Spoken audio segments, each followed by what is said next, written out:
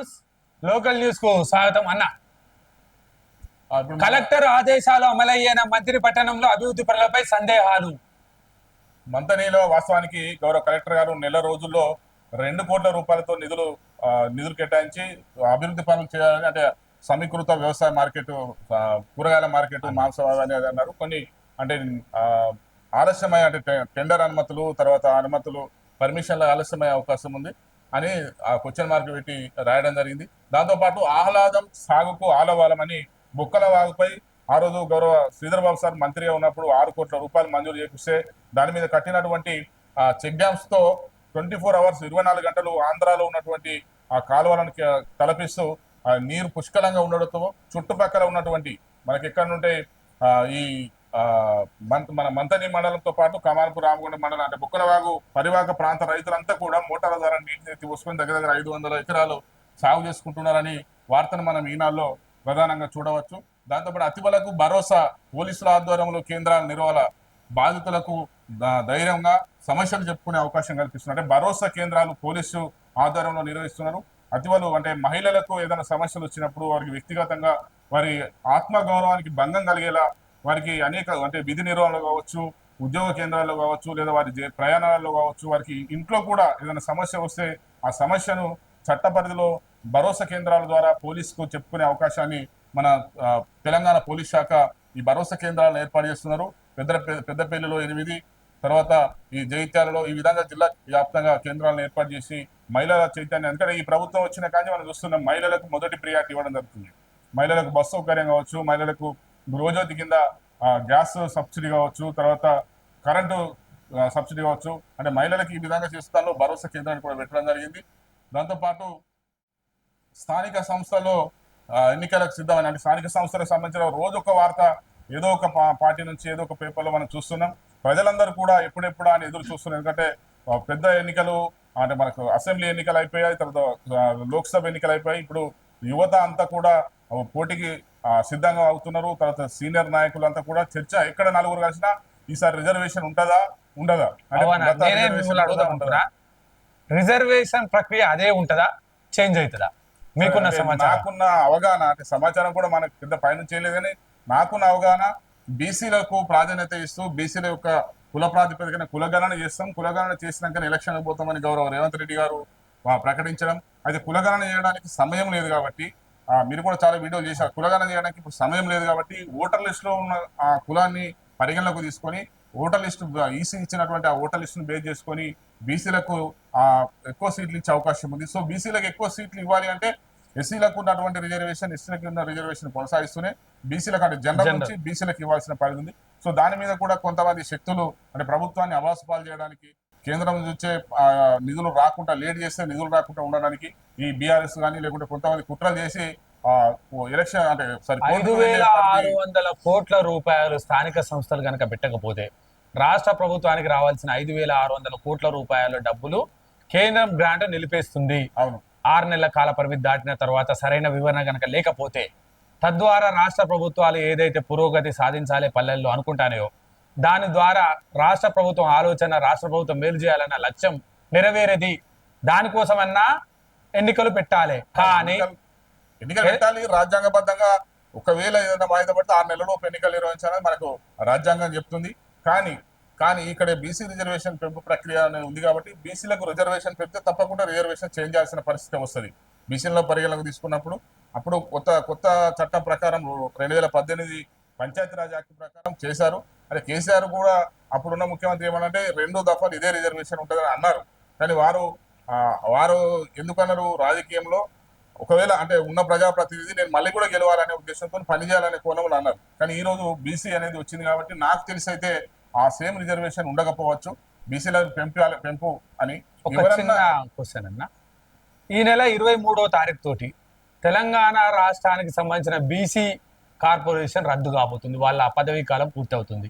మరి ఈ నెల 23 లోపు ఈ ప్రక్రియ అంతా పూర్తి అయితేనే బీసీ కార్పొరేషన్ సిఫారసు చేసినట్టుగా మనం ఎన్నికలకు పోవాల్సి వస్తుంది. మరి ఈ నెల 23 లోపు ఈ ఏదైతే సెంట్రల్ ఎలక్షన్ కమిషన్ ఇచ్చిన ఓటర్ జాబితా, దానికి సంబంధించి వార్డుల విభజన ప్రక్రియ, దానికి సంబంధించి ముద్రణ, దానికి సంబంధించి ఏదైతే వివిధ జాతీయ సంఘాలు, వివిధ బీసీ వెల్ఫేర్ సొసైటీ సంఘాలు, హ్యూమన్ రైట్స్ ఇవన్నీ బీసీ కమిషన్ కు ఈ లోపల అందజేసే అవకాశం ఉన్నాయి. సీఎం పర్యటన ఇవన్నీ ఈ 10 రోజులలో అయ్యే ఎలక్షన్ అవకాశం కమిషన్ కు వాస్తవానికి మొన్న అసెంబ్లీ సాక్షిగానే ఎలక్షన్ కమిషన్ ఆదేశించడం జరిగింది. మీరు ఓటర్ లిస్టు ప్రక్రియ కూడా స్టార్ట్ అయింది. ఓటర్ లిస్టు తిరిగి ఇంతవరకు తెలంగాణ రాష్ట్రానికి రాలేదు. ఏదైతే సెంట్రల్ ఎలక్షన్ కమిషన్ నుంచి తెలంగాణ రాష్ట్రానికి రావాల్సిన ఓటర్ లిస్టు ప్రక్రియ ఇంతవరకు రాలేదు. వచ్చిన తర్వాతనే మనం ఈ గణన చేయాలి, వార్డు విభజన చేయాలి, క్యాస్ట్ ఈక్వేషన్ చేయాలి, నోటిఫికేషన్ చేయాలి, అవన్నీ చేయాలి. కానీ ఇంతవరకు రాలేదు. 10 రోజులు అయిపోయింది. ఎలక్షన్ కమిషన్ కూడా ఒక డేట్ ఇచ్చారు. ఏంటంటే 2005 జనవరి 1 వరకు ఉన్న వాళ్ళంతా కూడా దరఖాస్తు ఓటర్ అప్లై చేసుకోమని ఒక ప్రక్రియ నడుస్తుంది. అయితే వేగవంతం అయితే అవుతుంది. అందుకే నేను ఏమంటున్నా అంటే సెంట్రల్ నుంచి కూడా ఎలక్షన్ కమిషన్ కూడా దీని మీద చొరవ తీసుకోవాలంటే సెంట్రల్ ఎలక్షన్ అంతా కూడా మళ్ళీ సెంట్రల్ గవర్నమెంట్ చేతిలో ఉంది కాబట్టి అలాగే స్థానిక బీజేపీ నాయకులు కూడా ఈ రాష్ట్ర బీజేపీ నాయకులు కూడా దీని మీద చొరవ చూపి త్వరితగతిన ఎలక్షన్ అయ్యేలా చూడాలి. దయచేసి ఎవరన్నా కోర్టుకు పోకుండా అంటే అర్థం చేసుకునేలా ఇప్పుడు ఇతర రాష్ట్రాలు చాలా రాష్ట్రాలలో 50% కంటే ఎక్కువ ఉన్న రిజర్వేషన్తో కూడా ఎలక్షన్కి వెళ్ళారు. అంటే స్థానికంగా వాస్తవానికి ఈ మన జనాభాలో సగానికి పైగా ఉన్నటువంటి బీసీలకు న్యాయం జరగాలి. ప్రతి ఎలక్షన్లో అన్యాయం జరుగుతుంది. వారికి న్యాయం చేయాలనే ఉద్దేశంతోనే కులగణన చేయాలని అక్కడ రాహుల్ గాంధీ గారు పార్లమెంట్ లో మాట్లాడితే కులమే లేని వారు కులం గురించి మాట్లాడితే ఆయన భారత్ యావత్ అంటే ప్రపంచం అంతా చూస్తారు. ప్రపంచ మేధావులు రాజకీయ నాయకులంతా చూసే ఆ లోక్సభలో బీజేపీ ఎంపీ మాట్లాడినటువంటి ఆ నీతిమాల్య మాటలు మనం విన్నాం. అంటే రాజీవ్ గాంధీ గారిని మన రాహుల్ గాంధీ గారిని అవమానించిన విధానం మనం విన్నాం. అంటే ఆ విధంగా ఎలక్షన్ అనేది ప్రజాస్వామ్యాన్ని కూని చేయకుండా ఎలక్షన్ సజావుగా సాగాలంటే ప్రతిపక్షాలు కూడా సహకరించాలి. ఏదో ఒక పిటిషన్ వేసి నెల సాగచ్చు. కోర్టు ఏమున్నది, పిటిషన్ వచ్చినప్పుడు దాన్ని విచారించాలి. కోర్టు ఆ బెంచెస్ ఉంటాయి. ఆ విధంగా చిల్లర మల్లర కాకుండా బీసీలను గౌరవిస్తూ బీసీల న్యాయమైన డిమాండ్ గౌరవిస్తూ వారికి న్యాయబద్ధంగా అందాల్సిన రిజర్వేషన్ సీట్ల పెంపును కాంగ్రెస్ ప్రభుత్వం ఏదైతే తీసుకుందో దానికి పార్టీలకు అతీతంగా అన్ని పార్టీలు కూడా మద్దతు తెలిపి వారికి కులం ఎంతైతే సరే ఓటర్ లిస్టు ద్వారానే ఇలా ఇప్పుడు కులగణన చేయాలంటే చాలా లేట్ అవుతుంది. ఓటర్ లిస్టులో ఎంత అవుతుందో అంత తప్పకుండా ఇచ్చి స్థానిక సంస్థల ఎన్నికలు జరగాలి. మీరు అడిగిన క్వశ్చన్ నాకు తెలిసైతే రిజర్వేషన్ సేమ్ ఉండదని నేను అనుకుంటున్నా. ఒకవేళ ఉన్నా కూడా ఇంతకుముందు మహిళా వచ్చిన కాడ జెంట్స్ వచ్చిన కాడ మహిళ అవకాశం కూడా ఉంటుంది. ఎందుకంటే ఒకటే రిజర్వేషన్ 10 సంవత్సరాలు కంటిన్యూ చేయడం అందరికీ అవకాశం రావాలి. పరిపాలన కూడా అది రాజ్యాంగబద్ధంగా ఉంది కాబట్టి ఆ విధంగా కొనసాగుతుందని నేను అనుకుంటున్నా. ఇంకా భూపాల్పల్లి జయశంకర్ భూపాల్పల్లి వార్తలు కూడా చూస్తే ఈసారి కన్నుగ కళ్యాణం అంటే మనకు ఇప్పుడు శ్రావణం తర్వాత ఆషాఢం వచ్చేది. ఏ టెంపుల్ చూసినా దేవాలయాలు చూసినా కూడా ప్రత్యేక పూజలతో ప్రత్యేక అభిషేకాలతో ప్రత్యేక నైవేద్యాలతో మొన్న బోనాల పండుగ తెలంగాణలో గొప్పగా బోనాల పండుగ జరిగింది. అది మన ఆషాఢంలో ఇప్పుడు శ్రావణం వచ్చింది కాబట్టి పల్లెల్లో ఉత్సాహంగా ఉల్లాసంగా అన్ని కూడా ఉంటున్నాయి. తర్వాత 6తో సరిపెడదామా ఇకనైనా పరిగెడదామా అంటే జిల్లాల వారీగా జిల్లా క్రీడల మీద కూడా ఒక గొప్ప వార్తను ఈనాడు ప్రచురించడం జరిగింది. వాస్తవానికి 6తో సరిపెడ అంటే 150 కోట్ల జనాభా 6 పథకాలంటే మనం మాట్లాడుకోవడానికి అందులో బంగారు పథకం లేదన్న, బంగారు పథకం లేదు, బంగారం లేదు. మళ్ళా వెండి బంగారం రాకుండా మీరు అన్నట్టు వినేష్ పొగటి కుట్ర జరిగింది 100%. వారి మీద అంటే ఏదైతే ప్రజ్ఞాన్ భూషణ్ ఆయన వారి మీద మహిళల మీద అఘాయిత్యాలకు పాల్పడుతున్నాడు, లైంగిక వేధింపులకు పాల్పడుతున్నాడు, ఆమె ధైర్యంగా గ్రౌండ్ లో ఏ విధంగా పోరాడుతూ అంతకంటే ఎక్కువ ఎండలో కూర్చొని నీరు లేకుండా ఎండలో కూర్చొని పోరాడితే యావత్ భారతదేశం అంతా చూసింది. కానీ ఒక చర్య తీసుకోలే, వారిని పరిగణలోకి తీసుకోలే, ఆయన ట్రాన్స్ఫర్ చేయలే, ఆయన బాధ్యతలు తీసేయలే. అయినా కూడా ఫలితంగా ఆమె జుట్టు కత్తిరించుకుంది, వేసుకున్న డ్రెస్ కత్తిరించుకుంది, బాడీలో ఉన్న రక్తాన్ని తీసేసింది, అన్నం తినకుండా ఉన్నది. అయినప్పటికీ అంటే ప్రభుత్వం తలుసుకుంటే ఇప్పుడు భారతదేశము విశ్వ క్రీడల్లో కావచ్చు, G7 దేశాల్లో కావచ్చు, WHO కావచ్చు, లేకుంటే ఐక్యరాజ్య సమితిలో ఈరోజు భారతదేశం పాత్ర ప్రధానంగా ఉంది. మన దేశం యొక్క భాగస్వామ్యం పెరిగింది. మోడీ గారు కనుక తలుసుకుంటే ఆమెకు తప్పకుండా పాల్గొనే అవకాశం ఇప్పించరు. 100 గ్రాములు అనేది ఒక అరగంటలో అటు ఇటు మార్పు ఒక 2 బనాలు తింటే 100 గ్రాములు పెరుగుతాం. ఇలా క్రీడాకారులను క్రీడా స్ఫూర్తితో చూడాలి తప్ప క్రీడలో రాజకీయాలు ఎంట్రీ అయినప్పుడు ఆమె చెప్పేది కూడా అదే. సెమీఫైనల్ దాకా వెళ్ళిన నేను ఏదైతే 40 గంటల లోపట ఖాళీ 40 గంటల లోపట 1.3 కిలోలు ఎలా పెరుగుతాను, నా భోజన డైట్ విలువ, నా భోజన డైట్ సమాచారం అంతా దేశమే చూస్తుంది కదా, కేంద్ర ప్రభుత్వమే చూస్తుంది, క్రీడా మంత్రిత్వ శాఖ చూస్తుంది కదా. నేను తినే ప్రతి తిండి కూడా కేంద్ర ప్రభుత్వ ఆదేశాల మేరకు మాత్రమే తీసుకున్న భోజనం కదా. మరి ఏ విధంగా నేను ఎన్ని సంవత్సరాల సెమీఫైనల్ 50 కిలోలు ఉంది, 49.8 కిలోలు ఉంది.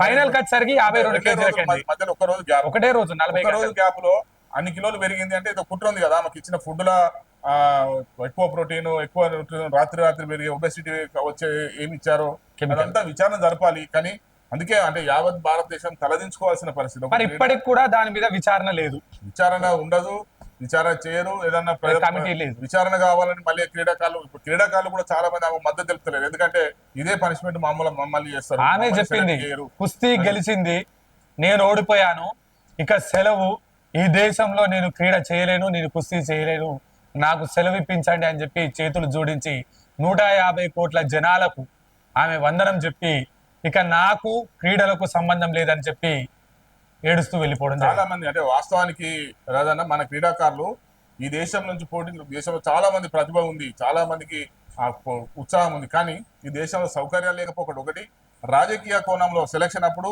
రాజకీయాలు అధికార పార్టీకి సంబంధించినటువంటి వాళ్ళ ప్యానల్ని సెలెక్ట్ చేసుకోవడం, ఈతనే ఉండాలనుకోవడం, రాజకీయ హోంమంత్రి లేదా ప్రధానమంత్రి బంధువులు ఈ కమిటీ చైర్మన్లుగా ఉండడం, ఇలాంటి వాటి వల్ల మీరు చూసుంటారు. చాలా మంది ఇలా క్రికెటర్ కోహ్లీ ఇక్కడ చెల్లిపోయి లండన్ లో ఉంటున్నాడు, ఆయన లండన్ నివాసాన్ని చేంజ్ చేసుకున్నాడు. విశ్వనాథ్ ఆనంద్ చెస్ ఆయన ప్యారిస్ లో ఫిక్స్ అయింది. అంటే ఉండడం అంటే ఇక్కడ ఇండియన్ గానే ఉంటారు, కానీ వేరే దేశాల ఉండి అక్కడ రాజకీయాలకు అతీతంగా దూరం ఉండి అక్కడ ఉన్న గ్రౌండ్ లో అక్కడ ఉన్న అట్మాస్ఫియర్ లో ప్రాక్టీస్ చేసుకోవడం ప్రారంభిస్తున్నారు. ఎందుకంటే ఇక్కడ తెల్లాలేస్తే రోడ్ల మీద ధర్నాలు చేసిన కనీస సౌకర్యాలు ఉన్నాయి, కనీస వసతులు ఉన్నాయి, ఏమన్నా మాట్లాడితే కేసులు, సెలక్షన్స్ ఉన్నాయి. ఆ విధంగా మనకు నడుస్తుంది. తర్వాత బోనాల మొక్కలు నాటడం సామాజిక బాధ్యత, ఈ పచ్చదనం స్వచ్ఛదనం మీద కూడా మనకు ఒక వార్తను మనం ఈనాల్లో ప్రధానంగా చూస్తున్నాం. గత 5వ తారీఖు నుంచి 9వ తారీఖు దాకా తెలంగాణ ప్రభుత్వం ఏదైతే పచ్చదనం స్వచ్ఛదనం కార్యక్రమం పెట్టారో చాలా విజయవంతంగా ప్రతి ఒక్కరు విద్యార్థులు, యువత, పెద్దవారు అందరూ కూడా అధికార యంత్రాంగం, ఉద్యోగ ఉపాధ్యాయ కార్మిక కర్షకులు అందరూ కూడా ఆ కార్యక్రమంలో పాల్గొని ఇంటి పరిసరాల పరిశుభ్రంతో పాటు గ్రామము, మండలము, మన జిల్లా, మన రాష్ట్రం అంతా కూడా ఈ పచ్చదనం స్వచ్ఛదనంతో నిండి ఉండాలనే తెలంగాణ ప్రభుత్వ పిలుపుని వారు పాటించలేదండి. ఈ విధంగా అనేక న్యూస్ను మనం ఈరోజు మీ ముందుంచే ప్రయత్నం చేశాము. ఇక ఈ కార్యక్రమానికి నన్ను సాదరపూర్వకంగా ఆహ్వానించి నాకు మీతో పాటు మా స్థానిక అంశాలను, మా ప్రాంత అంశాలను, తర్వాత జిల్లా రాష్ట్ర అంశాలను జాతీయ స్థాయిలో కూడా ఉన్న కొద్ది సమయాన్ని షేర్ చేసుకొని చర్చించి మాకున్న పరిజ్ఞానాన్ని మీ ముందు పెట్టడానికి అవకాశం ఇచ్చిన గౌరవ వైనాల రాజన్న గారికి హృదయపూర్వక స్వాగతం తెలియజేస్తూ మరొకసారి వారు చేసే ప్రయత్నాన్ని మనందరం ఎంకరేజ్ చేయండి.